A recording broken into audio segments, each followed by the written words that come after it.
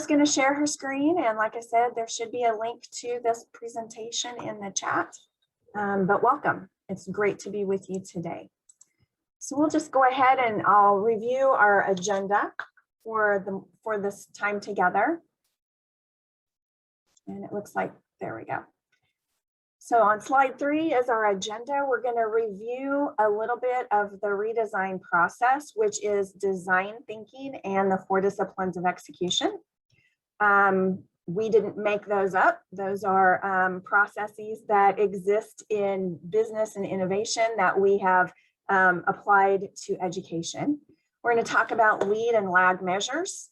We're going to have you practice building a scoreboard and having you share out, so it will be a little bit interactive as well.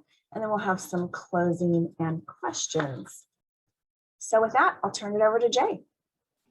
Yeah, thanks, Tammy. And again, thank you for attending this. You could be out by the pool, and actually you could be out by the pool participating in this, but we appreciate you joining in the learning this morning. Sometimes it's hard to get excited about data and scoreboards, but we are excited about data and scoreboards, and we're going to share that with you today. Some of the essential questions that we are going to attempt to answer today, or really kind of focus on, are what are scoreboards? When we say that term, what do those actually look like in practice in schools? How do you build the right scoreboard? Really important question. How will scoreboards improve my practice as a teacher or as an administrator? And how do I get started? Where do I begin with this keeping score notion that we're all familiar with in sports, but when you put it into practice in education and with strategy specifically, how does that work? So for us, this is success today, that you would leave this session, you can define what a scoreboard is. You can create a scoreboard based on the data that is connected to the strategy that you're focused on. You can improve your teaching and learning by holding yourself accountable to your scoreboard. And then lastly, you can build a scoreboard to prototype and test. And maybe that could be something that you work through this summer. As you prepare for the beginning of the school year, you can prototype and test a scoreboard maybe at home. Maybe you have some little ones running around. You want to keep score on their behavior, things like that. So there's a whole host of different ways you can apply scoreboards. Today, we're going to talk about it in terms of redesign and those kinds of things. But really, as Tammy said, this is for any type of school improvement practice. So if we could move to the next slide, we will jump into the process side of redesign. I know some of you are familiar with this, some may not be. So we just want to touch on the process itself, because this is kind of the umbrella of where we get to the concept of keeping score and the 4 disciplines of execution. So we're unique in Kansas. This is the how of redesign. This is a blending of 2 models, design thinking and the 4 disciplines of execution. That's the 4DX. But it's the blending of those 2 models that really makes this a unique school improvement process. And these 2 models, you all probably know this, they are not just intended for school improvement. They are 2 processes that can be applied across the board in any industry. So what you see here on this slide, think about it in these terms. So the design thinking part, if you're building a dream home, let's all talk about that. Now none of us have the budget right now to build a dream home, but if you're building a dream home, you want to have somebody, an architect, who can come in, interview you about what you like, what you don't like. That's like that empathize piece, right? They're going to talk to you about what you like, what you don't like. They're going to define your needs. This architect's going to define your needs, what you want to see in your dream home. They're going to ideate and come up with some solutions, right? So brainstorming. Then they're going to prototype, right? They're going to build the blueprint of your dream home for you. An architect would do this, right? And they would take that prototype and then they would test it by presenting it to you. What do you think? And just kind of test it out as you go through. So that's really the design thinking part of that. But if you just left it at a blueprint, then what happens to the home? It never gets built. So you need that construction manager to come in and bring to you and bring to the project the 4 disciplines of execution, which Sarah will kind of work through as we go forward here. But that construction manager, he's going to know exactly what your needs are, right? He's going to focus on what's wildly important to you in your dream home. Then he's going to, or she, construction managers, they're going to set the timeline. They're going to use strategies to actually implement and build the home. They're going to set benchmarks. They're going to monitor progress, and they're going to hold people accountable. That's what a construction manager does, right? They want to get it done on time, on budget. And so design thinking is kind of your architect. And the 4 disciplines of execution is really that construction manager who comes in and really pulls it together and executes it. We see a lot of creativity and innovation in education, but we don't always see the execution to pull it all together. And that's what we want to focus on today, is those last 2 disciplines of 4DX, is keeping a compelling scoreboard and creating a cadence of accountability. So on the next slide, these are the 4 disciplines of execution. And we've been on this since the beginning of redesign, really bringing this to the forefront. There's actually a second edition, a new edition of the book, The 4 Disciplines of Execution. So if you're interested, take a look, check that out. But the disciplines have remained the same. It's still focusing on what's wildly important, acting on lead measures, which in our terminology in education would be classified as strategies. So a lead measure would be a strategy. Think about like a mentoring program is a strategy, right? So that could be a lead measure. Keeping a compelling scoreboard, that's a really important piece of all this, keeping score. And then the last one is create a cadence of accountability. And I'll talk more about this, but if you don't do that one, the other 3 really don't matter. So we're going to go ahead and move forward into and just take a dive into each of these briefly, and then we'll get into lead and lag measures here in a second. So the first discipline of execution is all about focus. It's focusing on what's wildly important. If you think about it in education, there's that term that people use a lot. It's called, there's so many things on my plate, right? It's narrowing down what's on the plate. An example for this is in Kansas. And if you're from Kansas, you're familiar with this, but our vision for education is to lead the world in the success of each student. That is what's wildly important. That's what every day we are working towards, right? It's what's so wildly important. And it's important when you narrow down that focus on what's wildly important, that you identify the starting line, the finish line, and the deadline. And for us in Kansas, we can measure that. We can measure if we're leading the world in the success of each student. We're measuring that with a metric called the post-secondary effectiveness rate. And right now in Kansas, our starting line is we're at 48% post-secondary effectiveness, which means 48% of our incoming 9th graders go on and earn an industry recognized certificate. They earn an associate's degree, or they re-enroll in a 3rd year of college 2 years out of high school. 48%. Our goal, our finish line, is between 70 and 75% of our incoming freshmen going on and meeting one of those 3 benchmarks 2 years out of high school. And our timestamp is 2030. So that's what the book terms is a wildly important goal, a WIG. So our WIG statement is from 48% post-secondary effectiveness to 70% post-secondary effectiveness by 2030. The WIG creates a breakthrough and leverages your vision. Now you may have a different wildly important goal, obviously, but you want to narrow that gap. Whatever that gap is and what's wildly important, you want to narrow that gap.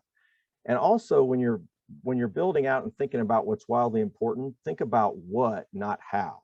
A lot of times when we're thinking about a wildly important goal, a vision piece, where do we want to be? We always, as we think about what that would be, what that goal would be, we also start thinking simultaneously about how we're going to do that. Try not to do that, because you take away the capacity, the mental capacity, and actually what a lot of times it will limit what you come up with as far as a stretch goal. The other thing about when you focus on a wildly important goal is it's going to naturally create a change in behavior. It's going to necessitate a change in behavior. And most people have a very limited capacity to change their behavior. That's where the saying comes from the book, is there will always be more good ideas than there is capacity to execute. So this is all about focus and about narrowing down. The WIGs the wildly important goals must be aligned with your larger organizational goals, and they must be measurable. That's very, very important. A lot of times we put goals down that they sound good, but they really, if you look at them closely, it's hard to know when you're winning with those and what winning looks like. Another important piece about this focus is it needs to be co-created with staff, so there is ownership. This shouldn't just be done in a conference room. And these usually in schools, these are student-centered performance WIGs. So these are things that are focused on student performance. So that's focus. The next slide is about leverage. And that's where once you have your wildly important goal, you want to enact lead measures, what we call strategies, that move the needle toward the wildly important goal. You want high impact ideas that leverage the goal. And these are these strategies are influenceable by the team. The WIG is not influenceable by the team. We can sit here all day and talk about how we want the post-secondary effectiveness rate to increase in Kansas, but we can't influence that today. What we can do is enact strategies that leverage that vision, and they're influenceable by the team. So instead of biting our nails, right, waiting for, let's say, graduation day to where we can calculate the graduation rate, right? Instead of biting our nails, focus on lead measures, strategies that can help you get there. So a lag measure shows you if you've achieved a goal. We're going to talk about lag measures in a second. They happen after the work is done. But lead measures are things you can do every day. They're predictive of reaching that lag measure. They are measurable. There needs to be ownership. They are always ongoing, and it's a team game. So for an example, if we're using our vision in Kansas to lead the world in the success of each student, a strategy is redesign. Redesign is the lever towards our vision. It's a strategy. Now it gets a lot broader from that, but if you really look at it, it's a lever towards our vision in Kansas. It is the lever. And so as you go more into this, it's a player's game and it's ongoing. Okay, enough on lead measures. Let's move to the concept of engagement, and really kind of the basis for our talk today. It's keeping a compelling scoreboard. And one of the things that the book talks about is if you were, it's summertime, the kids even go out to the park anymore and play pickup basketball? I don't know if they do or not. They maybe wait till somebody, opens the gym. But if kids are just out in the park, like when I was growing up, playing pickup basketball, they're just playing, right? They're keeping score, but it's not public. If someone were to go over in the middle of that game, put a scoreboard in the ground and start keeping score, would that change the dynamic of the game? I would say yes. Once you start making it public what the score is, the dynamic changes. That's the concept of engagement. You want your teachers, your teams to be engaged in these strategies. And so to make sure that the stakeholders remain emotionally engaged, they need to know the score, and everybody needs to know the score. That's why we talk about it being public and visible in your building. It's designed by and for the players. It's a player's game. It's not designed by somebody, at the district office or in the principal's office. It's designed by and for the players. So as far as a scoreboard, you need a high degree of visibility, to leverage engagement and accountability, and maybe a little bit of competition, which isn't always a bad thing. It needs to be easy to understand. One look and anyone can know what it means and can see if they're winning and losing. It includes both the lead measure, which is the strategy. You're looking at the effectiveness of that strategy. And then it also includes the lag measure, where you're trying to go in the future. An example for redesign is a scoreboard for us could be a map of all the redesign districts in Kansas, right? We have that up so everybody can see that. That's a scoreboard, so to speak, as an example for redesign in Kansas, redesign being the lead measure. So the next and last discipline is the discipline of accountability. And again, if you don't do this one, the other three disciplines really fall apart. And this is the part that I think as we go out and meet with schools, this is the part they struggle with the most, is creating a cadence of accountability. Because you do have meetings every week, but they are not necessarily focused on the effectiveness of the strategies that you took all the time and effort to put into play. So really, this is that cadence of accountability you're trying to build in. We're talking about weekly commitments made by the team. So these are weekly meetings. WIG meetings are held every week, maybe bi-weekly, depending on how many times that strategy is actually implemented and used. But it's a chance every week or every other week for teachers to report and then commit. Report on the progress made the last time they implemented that or used that strategy, and then make new commitments for next time. It's a real, these are the rules for a WIG session, not necessarily agenda piece. I'll get to that in a second, but the rules are try to keep it the same day and the same time each time you meet, right? Just set it on the calendar and make sure it's on there. And again, these are groups of teachers, right? Could be groups of administrators that are meeting on the strategies that are being used. So same day, same time each week or every other week. The whirlwind is never allowed in the meeting.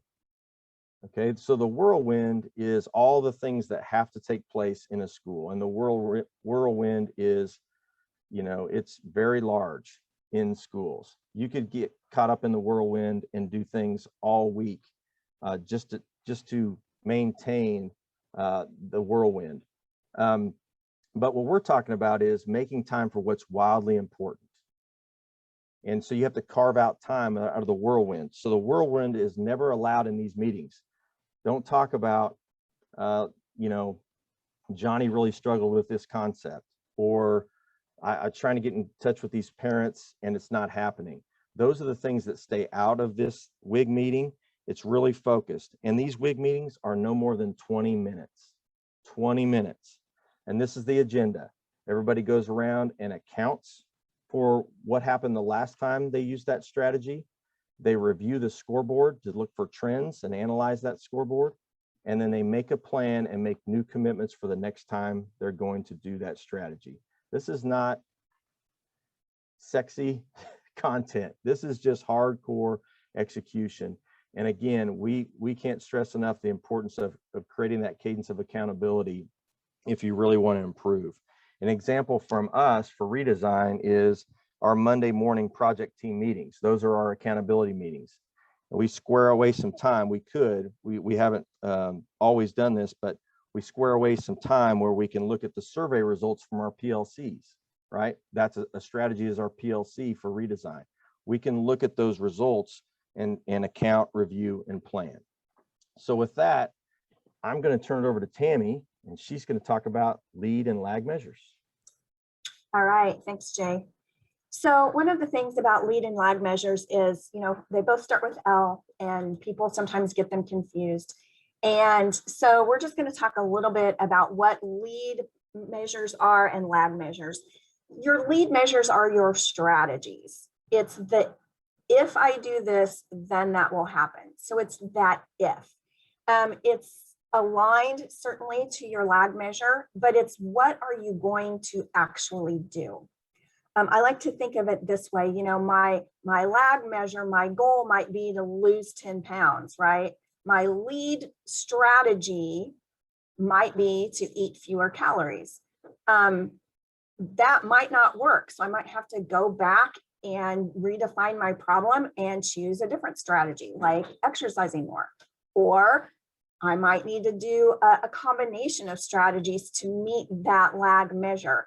But strategies are pretty fluid, can be pretty fluid. And that cadence of accountability is so important that Jay talked about, because that's how you're going to decide if the strategies that you're using are really moving you towards your goal. And so that lag measure is that wildly important goal. It's that big thing that you actually really want to move the needle on. And we're going to talk in just a minute about the difference between a lag measure maybe at a district level versus lag measures at a building level. But let's go on to this next slide here. When you're thinking about your strategies and you're wondering, is it working? Is it not working? There are a couple of things that you want to consider. Implementation. Are you all doing what you said you were going to do? That's why those quick accountability meetings every week are so important, because everyone has good intentions, but as you meet each week, you might realize, oh, not all of our teachers are really implementing this. Well, you can't judge the effectiveness of a strategy if everyone's not doing it, right?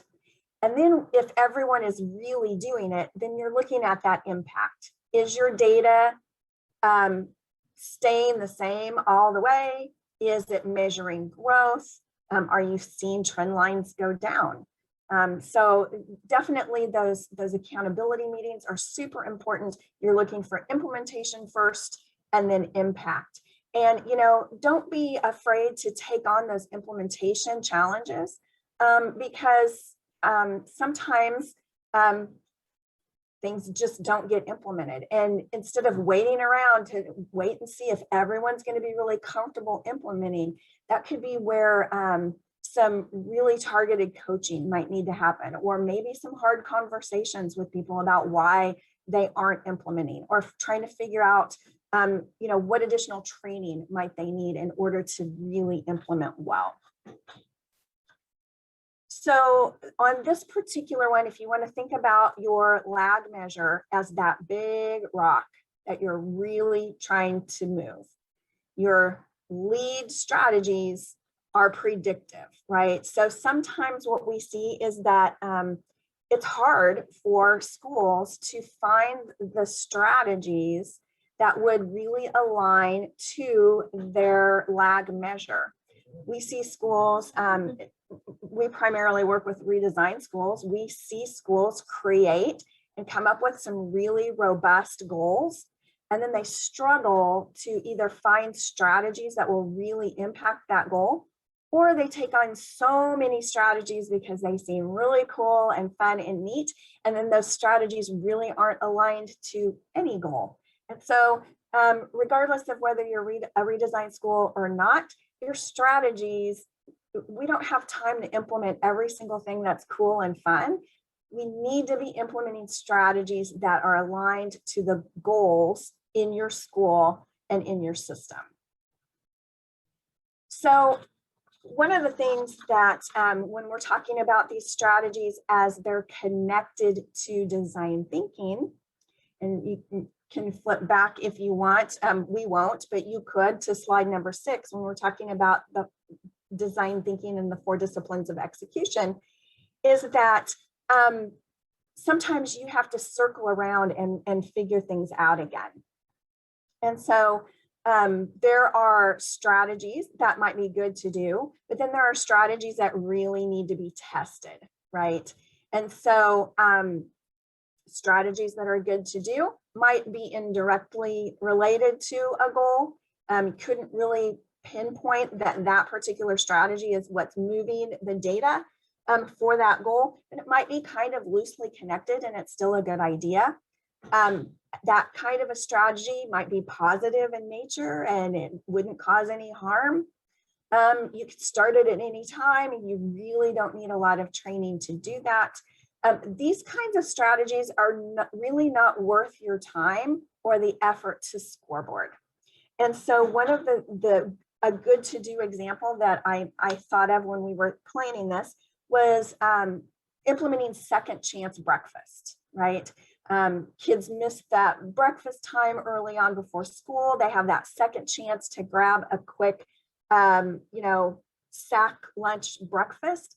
It's good to do. Yeah, it's positive. It's not going to harm anyone. Could you really connect that strategy with student achievement? It's a little wishy-washy, kind of hard. Is it worth scoreboarding? Probably not. Why keep data on it and talk about it every week when you know it's just going to be a good thing? But the strategies that are really worth scoreboarding and following tightly and holding everyone accountable to are the high impact strategies. And these are strategies that are directly connected to your goal area and you have really clear data on. It's measurable. You can see it over time. But implementing that strategy is going to require planning. It's going to require prototyping. It's going to require testing it out and scaling it, and then that constant evaluation. So the other thing too is like not everything is worthy of a scoreboard, right? So if it's good to do, then do it.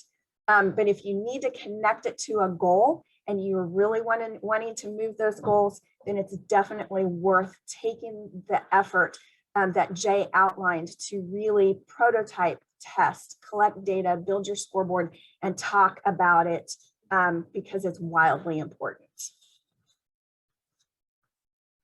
So I think, Sarah, it's time to play a game.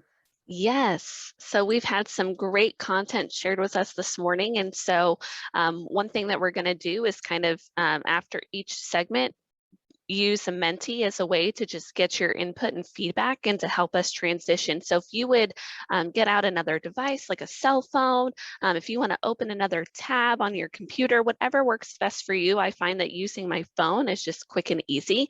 Go ahead and go to menti.com. The code will be 5479686.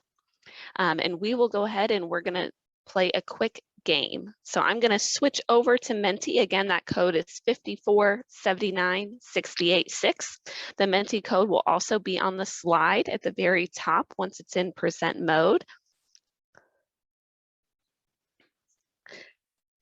And we are just going to kind of get your thinking on that idea that was just shared regarding what's good to do, high impact, knowing that if we're going to invest our time and our collective time for accountability and measuring something, we want to measure those things that we believe will be high impact. And so these are some things that we've seen as common strategies or lead measures.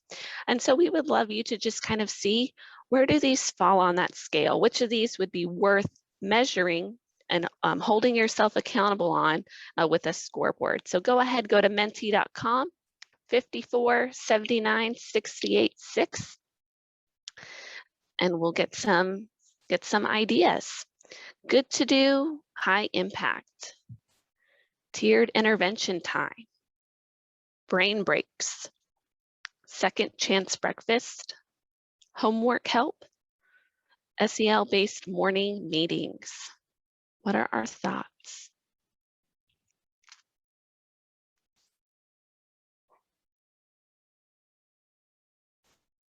Go ahead, get to menti.com. Our code this morning is 54. Oops, my meeting controls came down, can't see it. 5479686. That homework help is somewhere in the middle. I don't know about others, Sarah, but now that you have mentioned second chance breakfast, it makes me hungry. So do you need your second if chance? you guys need a second chance at breakfast, feel free. We'll have some time. It is the most important meal of the day. Thanks for that reminder, Jay. Okay. So I see that homework help is kind of evenly split. Why might that be? Does anyone want to unmute and share their thoughts? Why might homework help be evenly split between good to do and high impact? Any brave respondents? I think it's probably an important piece, but I don't know. That's a really hard thing to measure to get the important information as far as that goes. Right, so it's hard to measure because maybe we would have to have a lot of structures in place if it's a casual come in, get help versus an assigned time that students show up every day with a tutor. So maybe structure depends. Great. So we're going to advance to the next slide, and this is the same kind of question, but we're going to look at it a little bit differently. So instead of this scale, let's see, how do I get to my next question?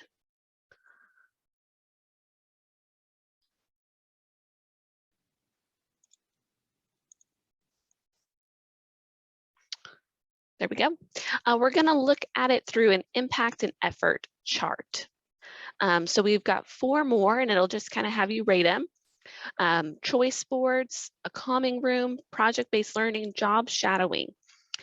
Looking at impact and effort, we're going to just kind of do that same exercise of evaluating these strategies to determine which ones would be worth scoreboarding.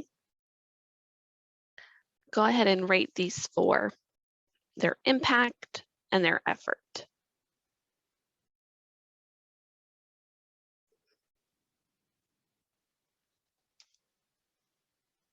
Again, that Menti code is 5479686.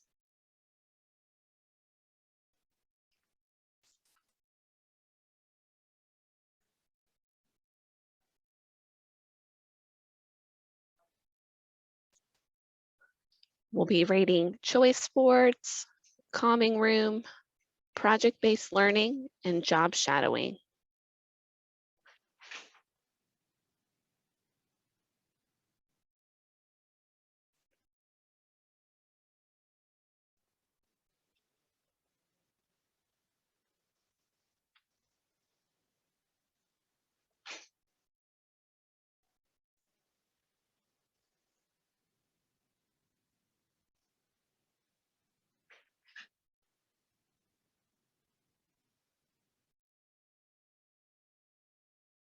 Okay, so we're rating our 4 strategies: choice boards, calming room, PBL, and job shadow.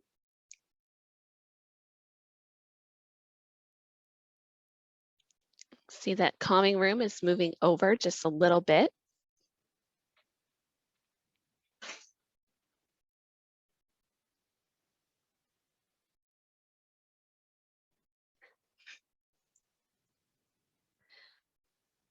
When we think about this impact and effort and thinking about high impact strategies and what's worth scoreboarding, if you think about that top right quadrant where most of our strategies are kind of nestled right now, strategies that fall in that quadrant, that's the one that you would want to focus on for scoreboarding.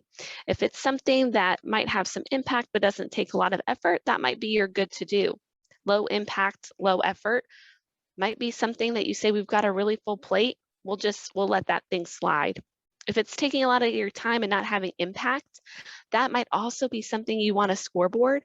And maybe you're looking at what Tammy talked about with implementation. Maybe it's not that the strategy is not working. Maybe we're just not doing it correctly, or we're not all doing it and getting on board so that we can see that impact. So that right side, those might be the things that you want to scoreboard and have those accountability meetings around so that you can move them into that, that high impact. And over time, once it becomes embedded, it might go from being high effort to low effort because it's just how we do business. And it's going to move into that left side. And then we might decide, you know, we don't need to scoreboard that anymore because we already know how to do it really well. And now we can invest our time in scoreboarding and holding ourselves accountable to the next new thing that's going to help us reach our vision. So we'll move to our last question for this segment, which will be, What distinguishes a good to-do strategy from a high impact strategy? So again, our mentee code is 5479686. Go ahead and give us your thoughts. This will just be a running idea box. What distinguishes a good to-do strategy from a high impact strategy?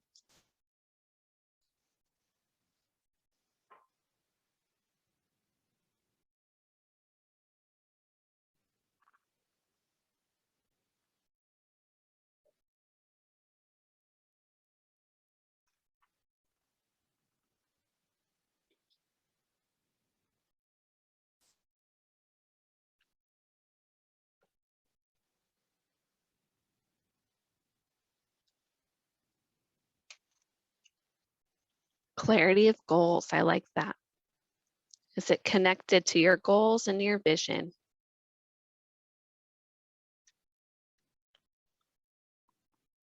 Awesome, it's something you can measure.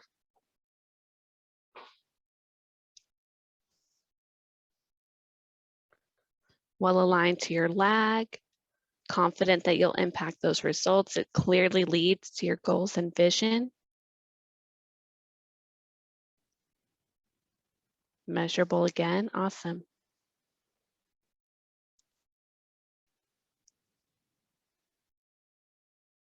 They're worth the time and effort because they're proven strategies that get positive results that are measurable, high impact, are measurable and work towards your goal.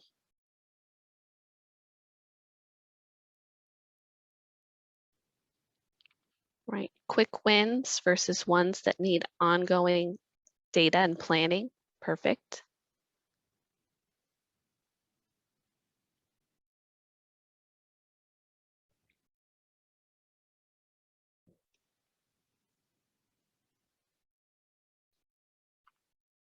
What other insights? What distinguishes a good to-do strategy from a high impact strategy?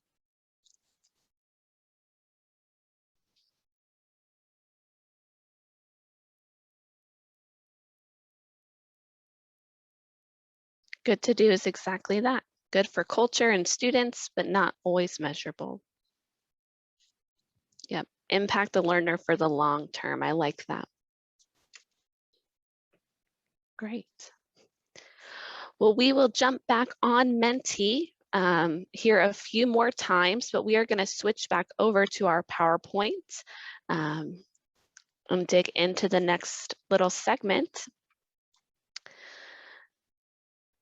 As we've talked about with high impact strategies, those are those strategies that we believe are going to lead us to our goals and our vision. If we engage in this practice or program, then we'll move the needle, we'll move that toward that big rock that we want to move with that lag measure.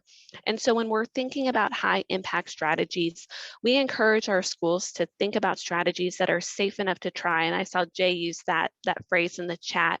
So strategies that are safe enough to try are ones that have a clear purpose and they're connected to a problem that you found in your data. So you're not just choosing to do a strategy because you saw a cool story on Twitter or your friend at another school is trying this practice.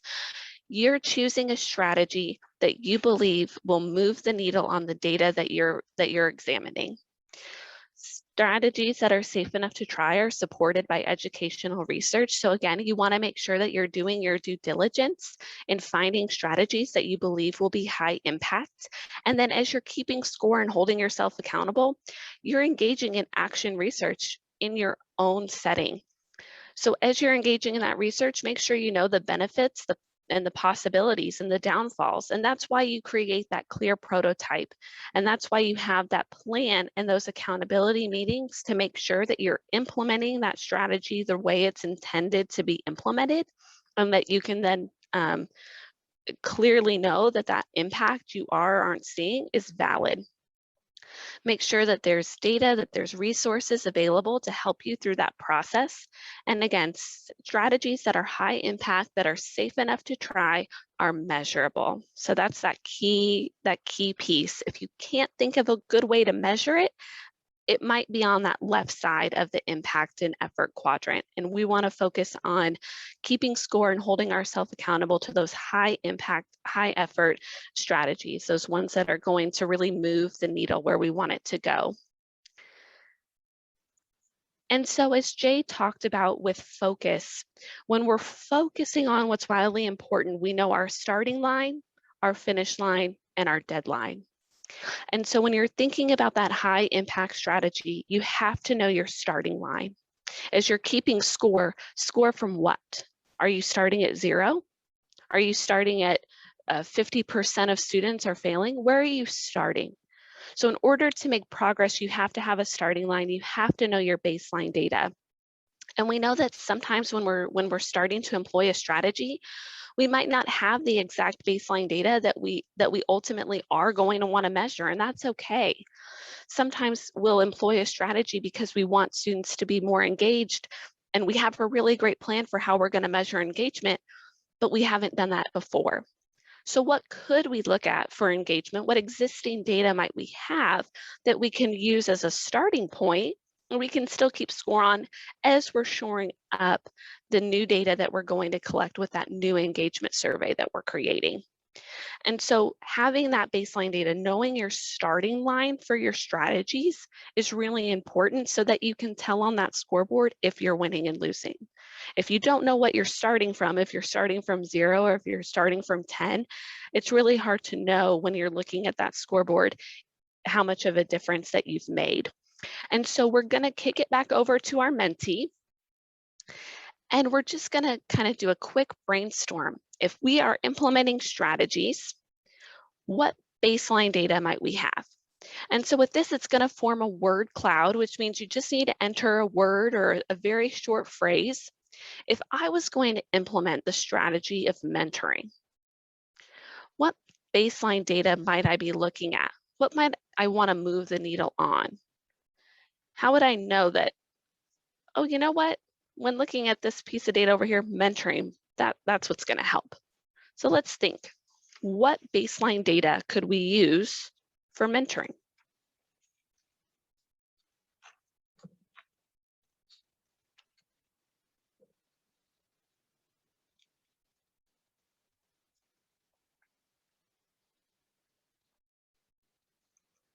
What might my starting line be? Again, that mentee code is 5479686.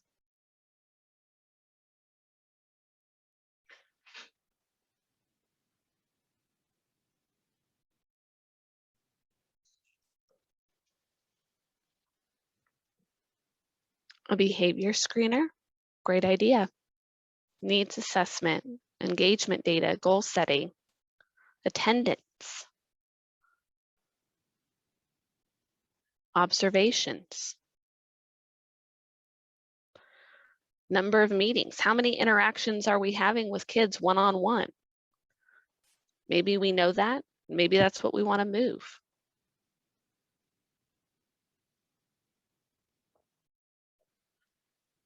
Great. Attendance, engagement data, observations.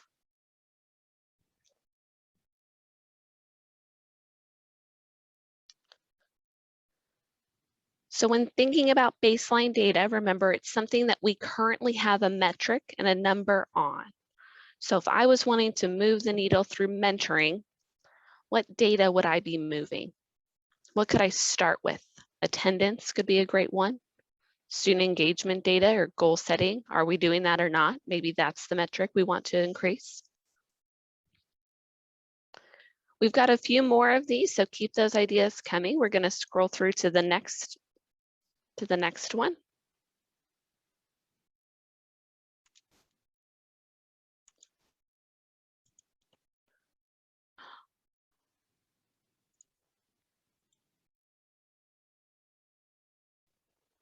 Project-based learning. If we were going to implement project-based learning, what starting line data could I look at to start my measurement, to start my scoreboard?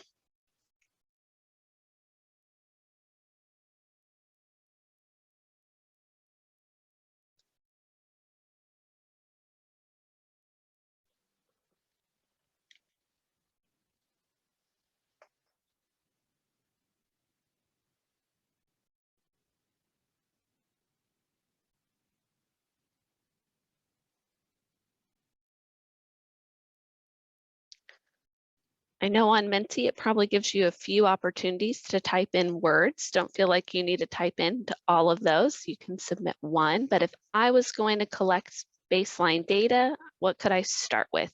Student engagement data.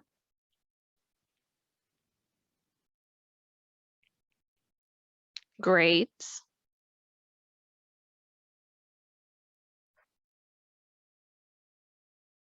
Academic data, failure rate, peer collaboration. I like that.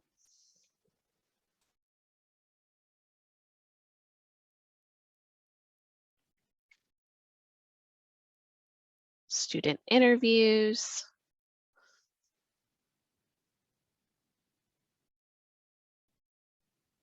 Great. So if I needed something to start with, a KLW chart, surveys, I was going to start project-based learning.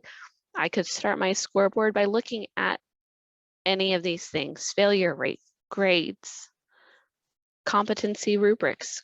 Great. Where are students on maybe some of those student success skills, those social emotional competencies? Great. Next one, flexible reading groups. If we were going to start flexible reading groups, what baseline data could we start with? What could I use to start building out my scoreboard?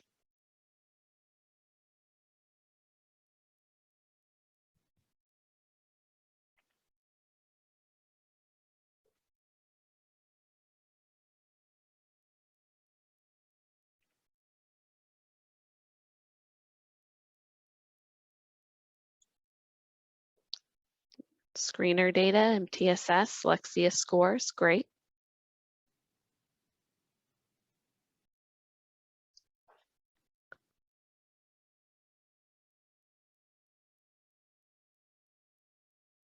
ORF, perfect.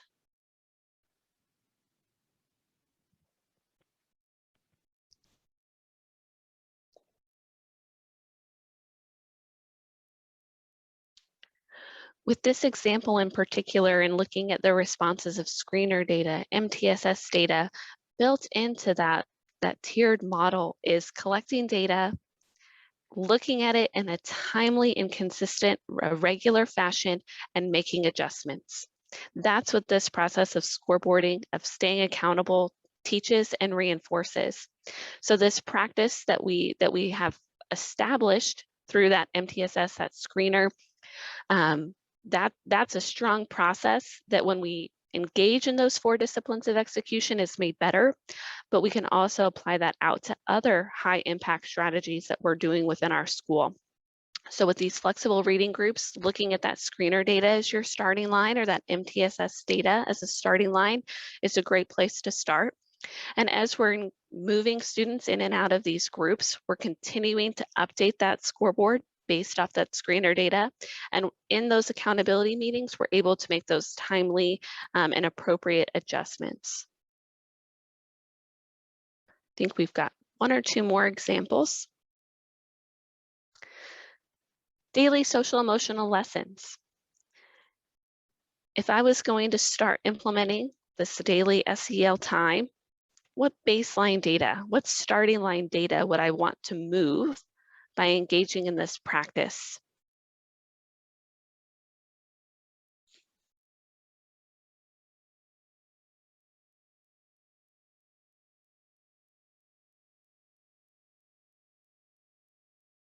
Attendance could be a great one.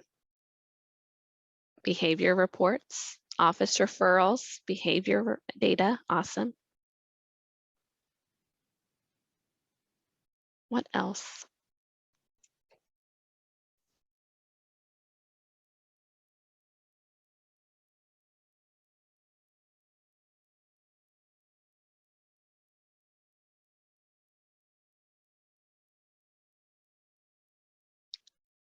Think office referrals, behavior, attendance really cover what we would want to move with daily SEL.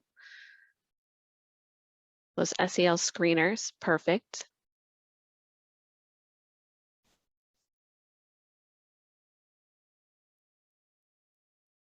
Attendance, big one, student engagement, great. I think this should be our last one. We'll click ahead. Personalized learning time. What baseline data could we use to kick off personalized learning time? A scoreboard focused on that.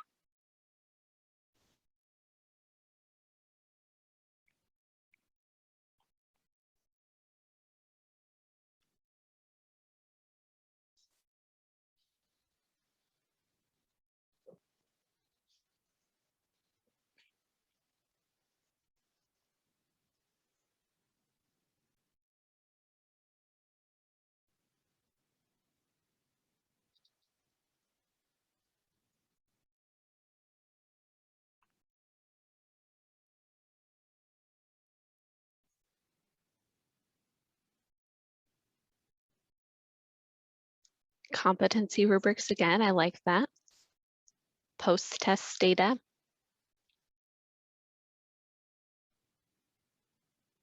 Student surveys. Pre and post-test. So is that personalized time making a difference in terms of how students perform, attitude, IPS or portfolios? Great.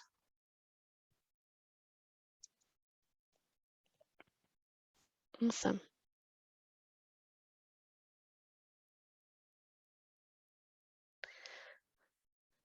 So through this of thinking about baseline data, the hardest part of creating a scoreboard is knowing your starting line. Where do we want to start? What's that initial thing that we want to measure and move? We know where we want to go. We know what our vision is.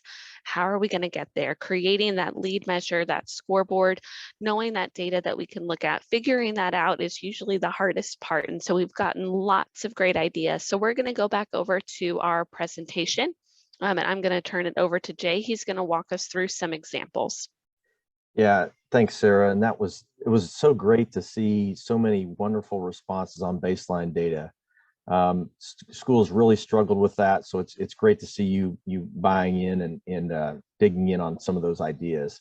So one of the things that we also have noticed that a lot of this redesign work that goes on in the building, it's really important to make sure it connects to the system or the district work in this realm. So as Tammy talked about leads and lags, we are firm believers that school improvement will always depend on leads and lags. And this is just an example showing the connection between the school to the system, how leads and lags work off of each other.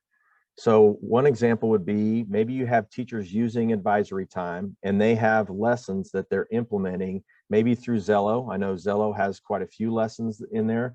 I just met with a school yesterday that they have lined out the curriculum for that advisory time based on the Zello lessons.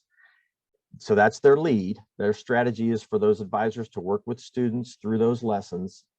And then the lag is that the student will actually complete an IPS by the end of the year.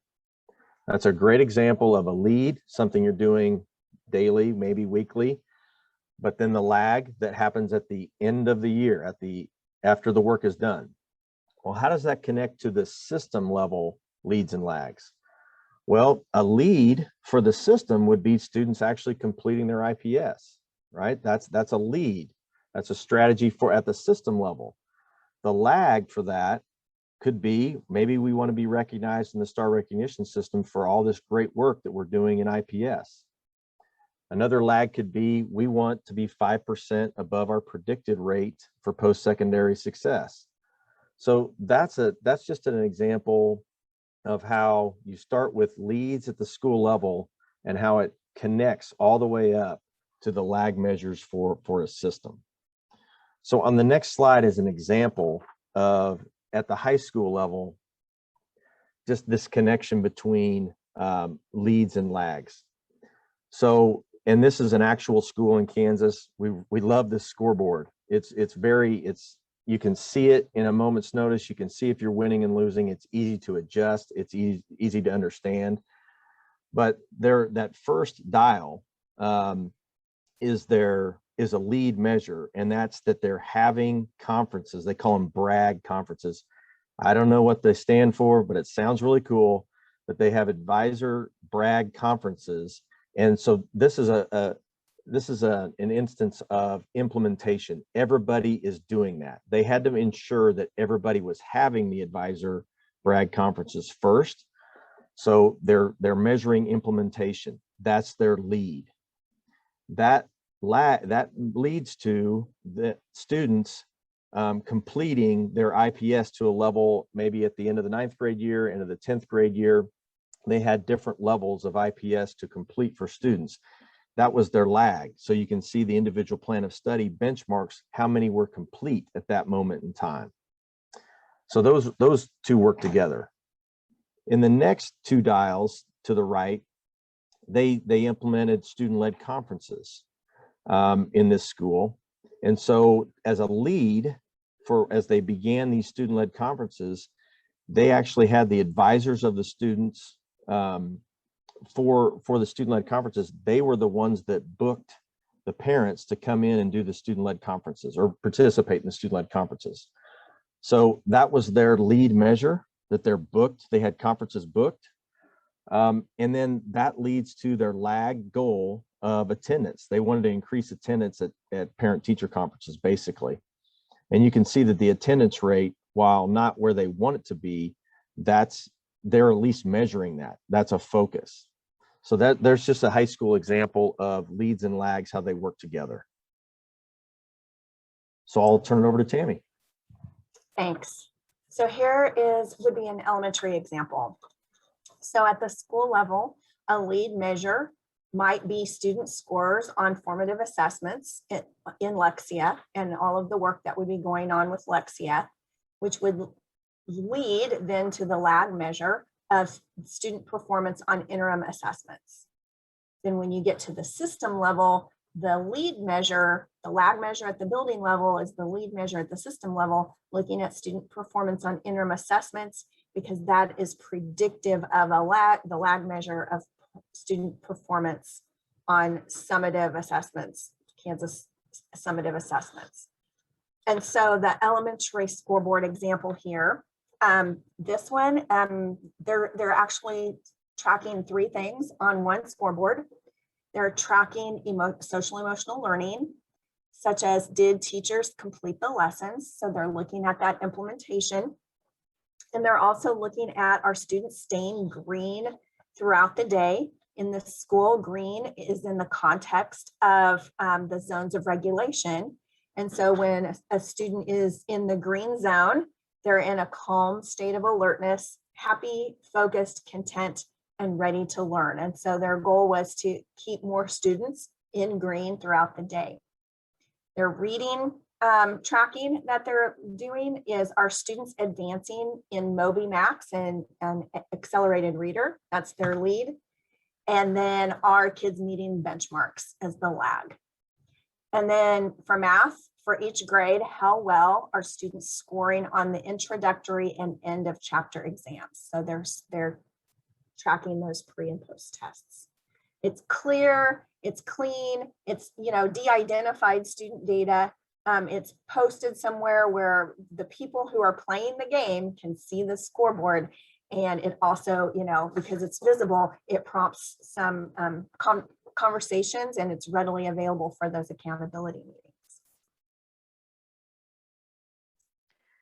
So now we are going to give you an opportunity to practice creating a scoreboard. And so a scoreboard, remember, that's what people need to see in order to know that they're winning or losing. And so we've got 4 just kind of quick questions to ask when prototyping and designing a scoreboard. Is it simple? Is it something that can easily be seen? I know that picture that Tammy just walked us through was small on screen. When I was at that school in person, this was a huge board that was in their commons area as you walked into the elementary section of the building. It was very easy to see, and everyone could know at a glance if they were winning or losing. They had placards on there that showed their lag measure, and then their lead measures were clear and updated regularly. And it was easy to see as you're walking by, as you're standing in front of that board, if you're winning or losing. Same with the one that Jay shared. You can easily see those dials. You can tell if they're hitting toward that green or if they're still in that yellow or red. So when we're creating a scoreboard, we want it to be simple. We want it to be easy to see. The measures are clearly stated, and we know if we're winning. And so some tips, some things you can keep in mind as you're thinking about a lag and a lead. When you're thinking about your lag measure, ask yourself, what outcome data is it that you're wanting to move?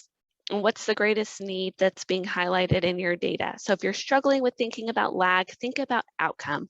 What's that ultimate outcome element that we want to move for our students? Is it something connected to one of the state board outcomes like graduation?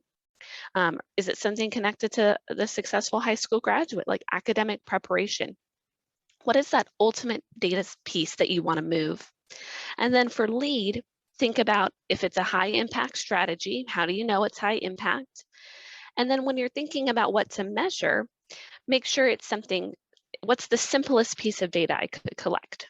If we're struggling with what to measure, well, what's the easiest thing I could do? And then if I was going to use that piece of data in a discussion, what questions might come up? And as those questions come up, what else could I start to measure to enhance that scoreboard and make it more robust? And I'm going to give you a quick example of what I mean. So I was working with the school, and one of their goals, the lag data they wanted to move was they wanted to increase time on task and decrease behavior referrals. And so the strategy that they chose was a movement hallway. And this was one of those that fell somewhere between like that homework help. It was somewhere between a good to do and a high impact, but they really wanted to measure it. And so we had to really problem solve what good measurement for the strategy might look like. And that's where we had to work through some of these questions. And so we started by asking, well, what's the simplest thing I could measure? We said, well, the easiest thing we could do is the number of kids that use the hallway. And then we were saying, well, if we reviewed that, what questions might we have? If I'm looking at my data and I know that John went there 3 times, Cindy went there 7 times, Max went there 25 times in 1 week, right? What questions would I have? And we said, well, was their behavior better? What were they like before? What were they like after? Maybe that's something we could measure. Maybe we could be wondering, well, why is Max using it so many times and Cindy and John aren't? That could be an important element to dive into and start collecting some data around. Is it helping? Yeah, Max went there 25 times, but maybe he had 0 office referrals that week. So we start by saying, what's the simplest thing we could measure? And then we can add on those layers. We don't have to have the sleekest, shiniest scoreboard the first time. It's going to grow and change and adapt as we use it and as we have those accountability meetings. And so as you're having those accountability meetings, you might start thinking about, well, what are those adjustments to that simple scoreboard? So if I was at first tracking how many times kids were going to the hall, could I also add to that sheet, right? Maybe it's something the teacher clips by the door. Could I also just add something maybe on the back page that has the kids' names and, behavior on a scale of 1 to 5 before, behavior on a scale 1 to 5 after? Or maybe I could interview students once a week and ask for their feedback. And that's a Google form that I could create and put side by side. So as we're thinking about scoreboards, start by thinking, what's the simplest thing I could measure? If I started to review that data, what other questions might I have? And then if I want to start answering some of those, what are just little adjustments or enhancements I can make so that my simple scoreboard can become more useful, can show me that bigger picture, but I'm doing it in small steps that are manageable and aren't overwhelming. Because we know if we try to implement too much, it could easily fall apart. And so what we're going to give you some time to do is practice creating a scoreboard. So we've set up 3 different examples, and those 3 being social emotional growth, academics, and civic engagement. So we provided you with a lag, a lead strategy, and your task in your breakout is to create the lead measure. So determine what it is that you will measure and create an example, a prototype of a scoreboard. So we have 6 rooms. We have one for each of these, but we have an elementary and a secondary. We'll open up the rooms and allow you to join the room that you want. So determine which topic, and then you can choose if you would rather be in academics for secondary or civic engagement for elementary. You can choose your room, and we'll be in these rooms for 20 minutes. So again, your task is to determine a lead measure and a scoreboard. And when we come back, we will ask to see your prototype. So as you're in your room, determine also who will share for your team that prototype, that scoreboard that we could try out for each of these scenarios. I see Tammy put those directions in the chat. Thank you so much. So again, I'm going to open the rooms. You can choose the breakout that works for you. If you're struggling to choose a breakout, feel free to unmute and we'll assign you there individually. And we'll be in these rooms for 20 minutes.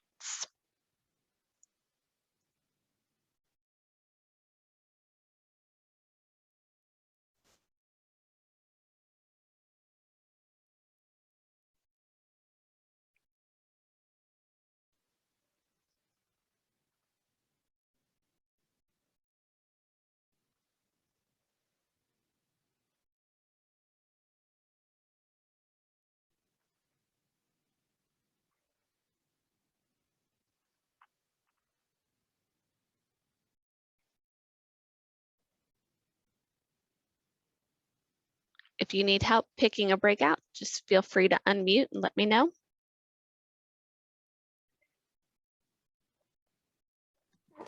I need to go to the elementary one with CAP.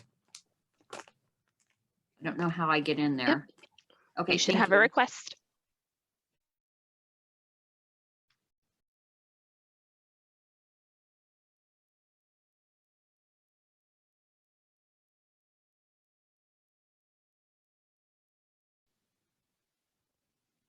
If you need help joining a room, just let us know. We'll assign you.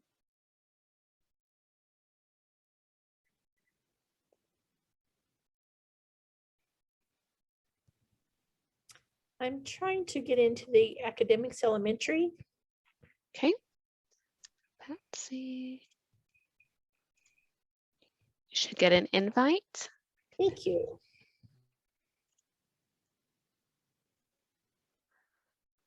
Academics for secondary, SEL for elementary. Could use some more friends.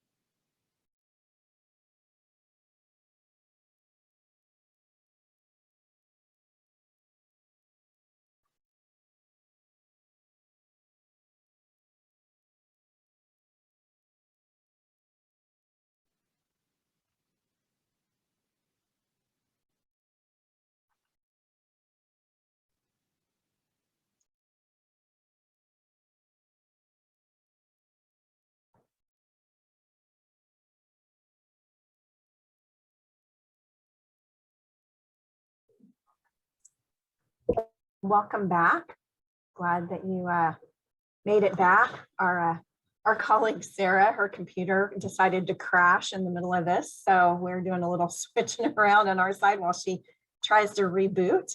But we would like for you to share out, you know, what lead measure did you come up with, and tell us a little bit, or even show us if you want to, about your scoreboard.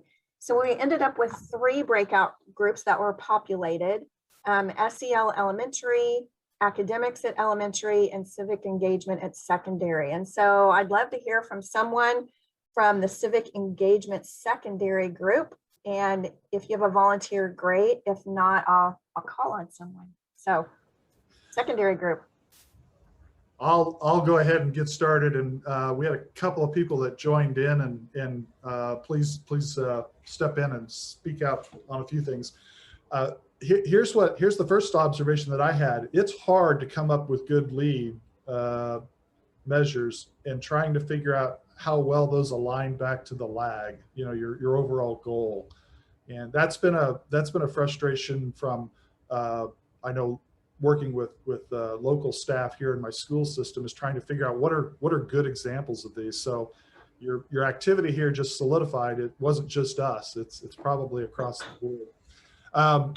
But we talked civic engagement, and we were trying to kind of talk a little bit about what's the big overarching thing about civic engagement. What is it that you can measure in a big picture? I think we kind of landed on some general ideas. You can easily measure participation in civic engagement like activities.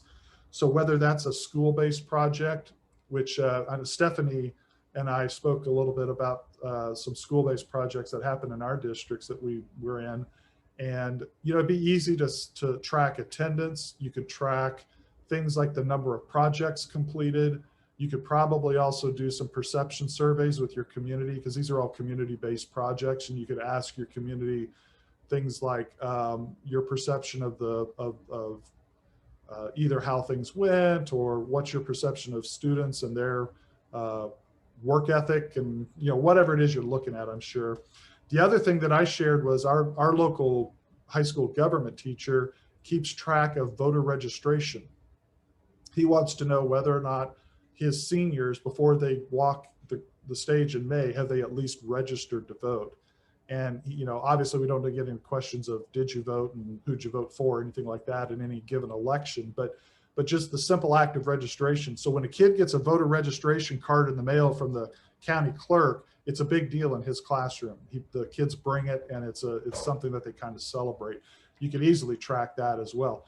I don't know if those are high impact sort of activities, though. That's the thing that we struggled with a little bit, is will this move any kind of a broad civic engagement goal that the district might have? And I'm unsure about that, if anything we selected really does that or not. So the other thing we kind of talked about, whether you could do a pre and a post survey and incorporate that, if that would be well enough. Yeah, we could come up with lots of activities, but having something to measure it, I think, was a little bit harder, and even the strategy for it. Well, and I think that you hit the nail on the head when, sometimes you're not going to get the right measure right away, right? And so, I guess we would want to encourage you to try some measure and see, and just to practice the routine and practice tracking something. And then once you get into it, you might be like, you know what, I think we could measure it differently this way. So, don't be paralyzed by trying to find the perfect measure, but just, dip your toe in and try to measure something you think might align until you kind of get used to it and learn that process. And then some of those things will be more solidified for you. Thanks, Monty, for volunteering to share out, and thanks, Stephanie. Let's hear from the academics elementary group.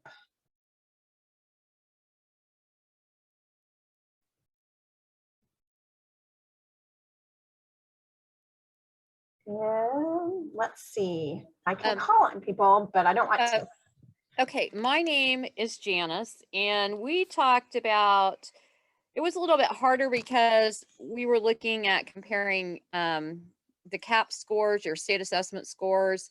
So we looked at maybe tracking whether students were on grade level, and if they're not, then that's our goal, is to get them up to grade level. In our building, we have the advantage because we do IXL, which has a up-to-date diagnostic. And so it will let us know if the student is on grade level and what specific gaps they're missing, and they can go back and work on that and get their grade level up. So for our district, that's easy to compare it with state assessments in third grade, whether they're on grade level or of grade level. I think our group had a harder time. Are we doing competition against other grade levels, or is it a competition within our classroom? I think that's where we were having the discussion on. Yeah, that's just really going to depend on your individual school culture, right? If people are excited about competition and classrooms are excited about competition, then use that. If competition feels ugly and it starts to pit staff members against each other in a negative way, then you're going to want to reframe that. But even the littlest of kids, I was in a school last week where they were talking about how their kindergartners were actually keeping their own progression graphs on their reading scores. And the little kids, they were kind of competing with themselves, and they were getting excited because they were understanding when their trend line went up, it was a good thing. And so sometimes it's just that motivation to kind of compete with yourself too. So like I said, those things are going to depend on the culture of your building and what energizes people. You want it to be, it needs to energize, it needs to build your learning culture, not tear people down. So, all right, how about from the SEL elementary group? So when we talked about this one, I was kind of thinking about my own building for this, and basically kind of going all the way back and making sure, like using morning meetings as the lead measure, the student engagement for that, consistency as to whether teachers are doing those, and then following a certain, maybe like a general outline that teachers would have. Thinking about how to measure it, probably best for grade levels. So grade levels getting together and seeing how often they're doing that, their student engagement, maybe using a Google form as a check-in for students to kind of gauge that and how they're doing. The SEL screener, I know in my building we use the panorama survey a couple of times during the school year, so that would be something that we could look at using the SEL curriculum that we have, the second step program in place.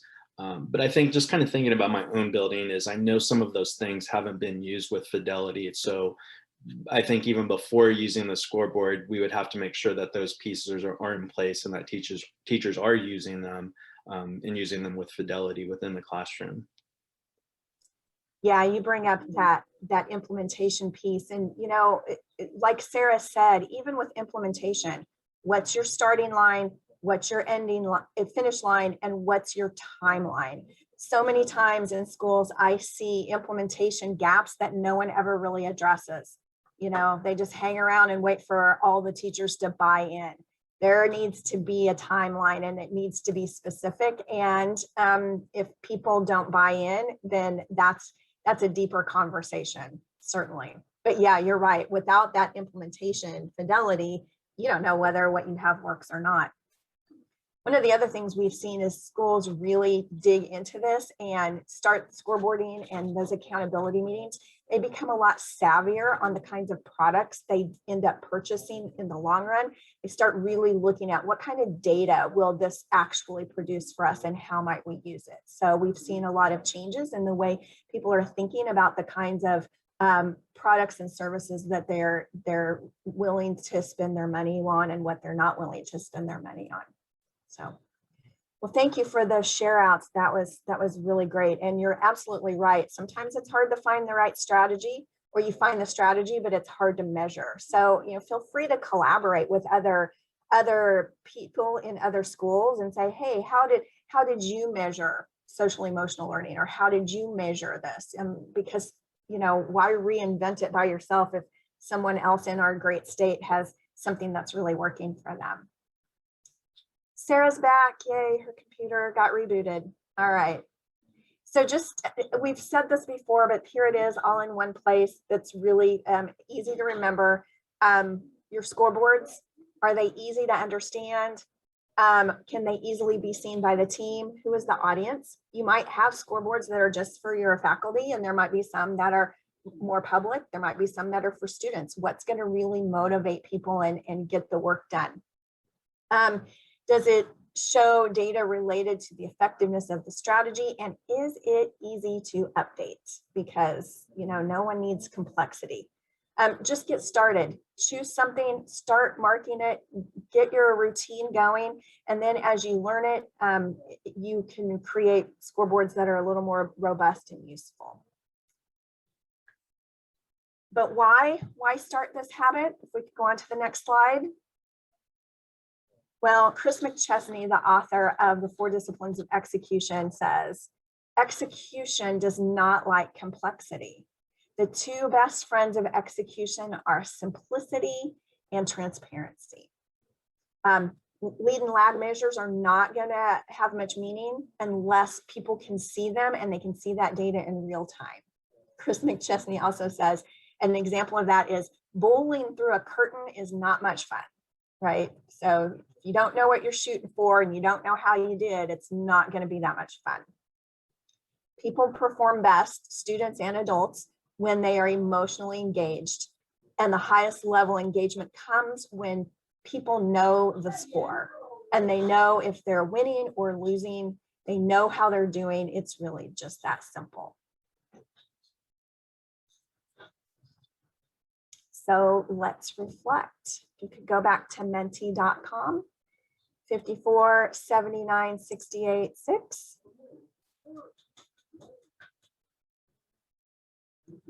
You know, why would you start a habit of keeping score? And you know,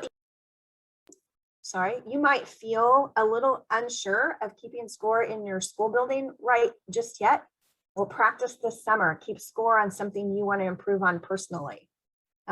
Figure out a small goal. Figure out your lag measure, your lead measures for that, and keep your own scoreboard. And then you know, review it every week. I practiced this with working on my dissertation. I set a monthly goal, lag measure. I set my lead measure. I set my strategies. I implemented. I kept track of it. I held accountability meetings with my husband because he may be thinking that K-State's seeing too much of my money for too long. But it was a good way for me to just practice these steps in a low risk kind of way. Yeah, keep better track of your ongoing data. Focus on implementation.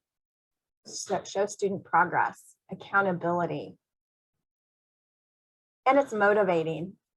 I mean, it is motivating when you start really meeting those goals. It's exciting. It starts that spiral upward where there can be this culture focused on learning and people are getting excited and re-excited about teaching and learning again.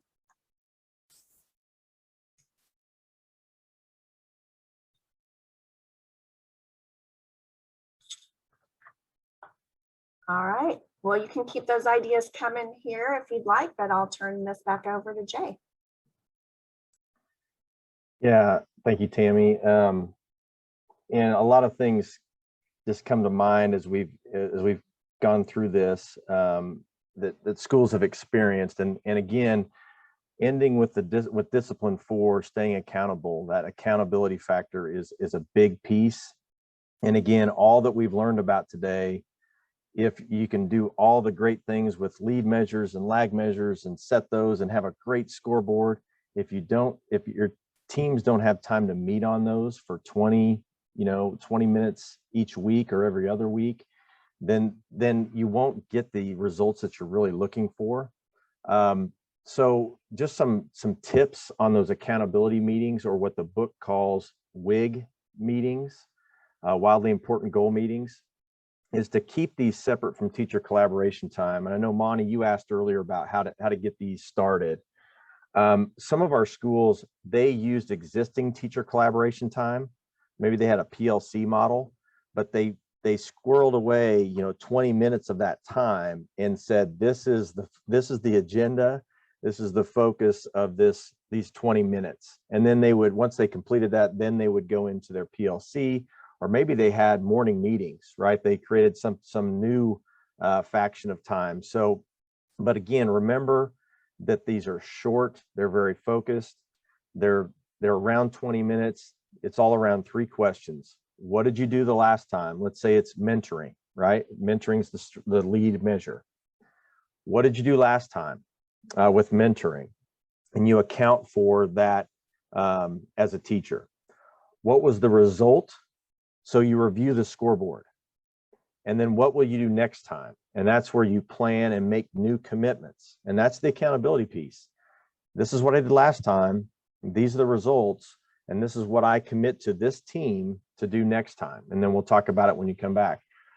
You know, a lot of times we would have these meetings when I was with CTE, we would have these meetings, and a lot of times the whirlwind would try to inject itself into these meetings. And if issues are identified, we don't want to, you know, clamp down on the conversation to the point where people don't feel like it's, you know, it's something that serves them well. But if issues are identified, let's say that as a group, the trend line on the scoreboard is going down. Maybe it's time to meet for a longer amount of time and rethink the strategy itself. You know, sometimes, when I was a teacher, we would stick with a strategy all year and then evaluate it at the end of the year. Well, this is about rapid cycles of improvement. So look at that strategy. If you're not getting the results you want based on the scoreboard, then change the strategy. And that would cause a different sit-down type meeting to be had. The other couple of considerations is, and this is the hard part of following the 4 disciplines of execution, because one of the biggest pieces of advice that book promotes is that no staff members should be part of more than one WIG meeting, right? So that gets tricky because you've got staff that are all working towards your wildly important goals, right? They're probably all involved in the strategies, but what you want to think about is how do we keep staff engaged without you know, blowing out their meeting capacity, right? They can't be on all these different WIG meetings. So how can you keep the staff accountable when they're not always meeting on a certain WIG, right? Or a certain strategy. So some of our schools have taken that on, you know, where they've divided out the staff, or the staff has selected which WIG to be on. Let's say you have an academic, a social emotional learning, and a civic engagement goal. So as a staff member, you choose the one you want to be on, and then that's the WIG session you always attend, right? And then at the end of the month, everybody can come together, share their scoreboards, share the results. So there's just some things to think about. You know, you want to, this is executing, but you also want to make sure you're not maxing out the capacity for people to meet. How do you want to represent the data? We've seen some schools do some really neat things with digital scoreboards, like they have the big monitors, you know, in the lunchroom or in the hallways, and they attach their scoreboards. Their scoreboards are able to actually auto update. Staff can go in and auto update the scoreboards, and then it just pops right up on the digital scoreboard in the hallway. So there's some really cool ways to do that. That's not the only way to do it. You can go old school and have the bulletin boards. Those are just as effective. But how will that work with staff? How will you be able to see, analyze, and adjust the data based on the scoreboard and on a consistent basis? So with that, just a little bit about discipline 4. Let's go back to Menti, our last Menti of the day. And I would love to hear from everybody who's still on with us. What are the advantages of holding weekly or consistent accountability meetings? So if you think about that, what would be the advantage? Because you're going to have to sell your staff on the relative advantage of having these accountability meetings. What are the advantages of having these weekly or consistent accountability meetings amongst staff?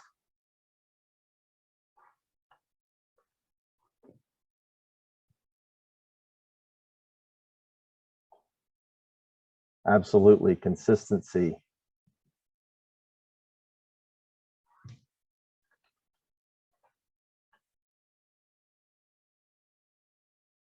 Everyone's accountable, not just the ones that are engaged in the strategy itself. So everyone's accountable. Yes, maintaining the focus. There are always more good ideas than you have the ability to, capacity to execute on. Intentionality, you're doing these things with intention. Real-time data, that's excellent. Focusing on a specific WIG, addressing the issues or need for clarification. It sends the message this is important. If we're going to meet on it, it's that important. Excellent. Yes, and that's great insight. Everyone does matter. It's important that everyone on the staff is part of at least one, right? Or they need to be part of one WIG session each week so that everybody's engaged. Very important.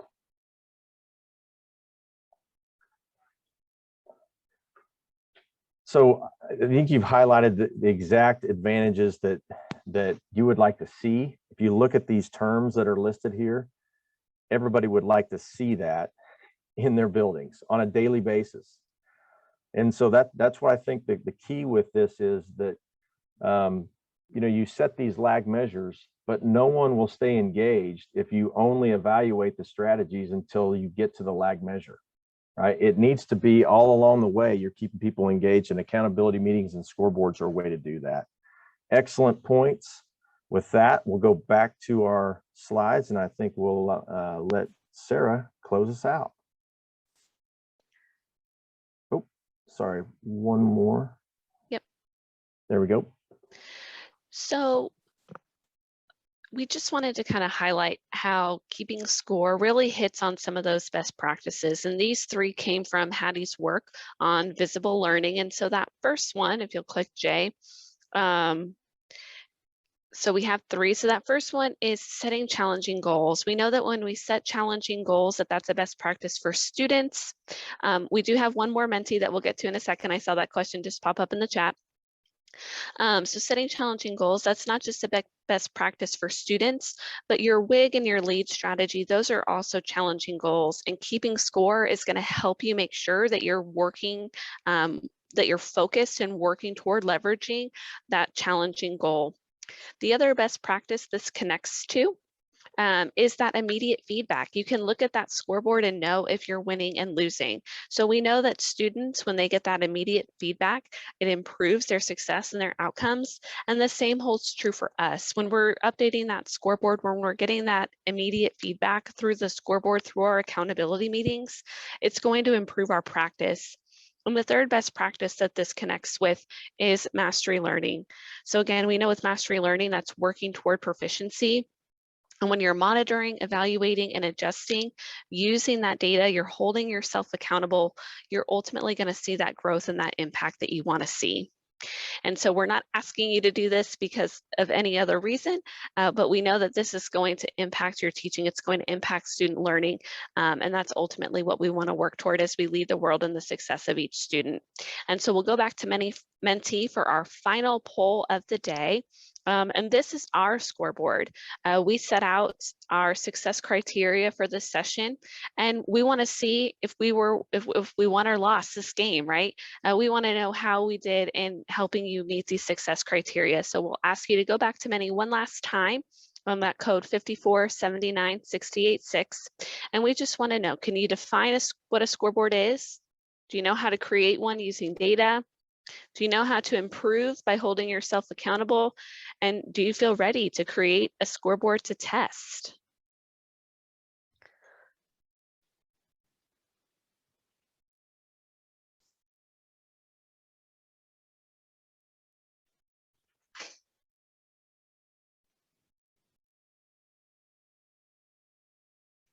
Like seeing those positive responses coming in. Go ahead and just rate yourself on those success criteria for today's session.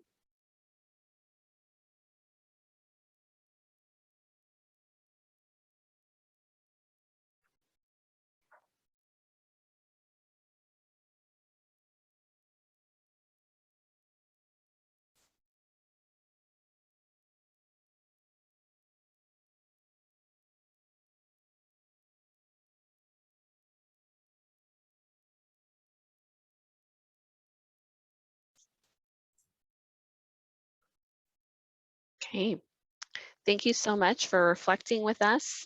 Tammy's going to give us our final announcements, and we'll get some links in the chat for you all. Yes, thanks, Sarah. So thank you for completing that little Menti poll for us. Greenbush would also like some feedback. And so if you could complete the feedback survey and then you would receive a certificate of completion. That link is there for you. If you want college credit for these 2 hours that we spent together, you can go to the website at Greenbush and there's more information on how you can do that. And you must have this certificate from completing this other survey in order to do the college credit avenue. And any questions about that college credit can be directed to Lisa McAtee at Greenbush. If you have any further questions about scoreboards, lead and lag measures, strategies, feel free to reach out to any of us. As school starts next year, if you want just someone to talk through what you're thinking about regarding measuring strategies, we're happy to jump on a Zoom with you and help you kind of think aloud through that. You don't have to be a redesign school to email us or call us. We're available to support you as you try to implement scoreboards and data in your schools. So with that, thank you so much. Enjoy the rest of your day, the rest of your summer. I hope that you have a wonderful afternoon.